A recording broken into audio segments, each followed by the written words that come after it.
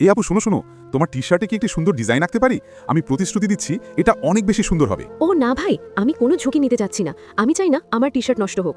আরে ভাই, তুমি তো আমার টি শার্ট নষ্ট করে দিচ্ছ। আমি আজ তোমাকে ছাড়বো না। আপু, তোমার টি শার্ট একদম নষ্ট হবে না, দয়া করে চিন্তা করো না বা বিরক্ত হয়েও না। আগে আমার কথা শুনো। আমি এক গরিব পরিবার থেকে এসেছি। আমি পেন্টিং করে জীবিকা নির্বাহ করি, কিন্তু গত কিছু মাস ধরে আমার বাবা অনেক অসুস্থ, আর তার চিকিৎসার খরচ অনেক।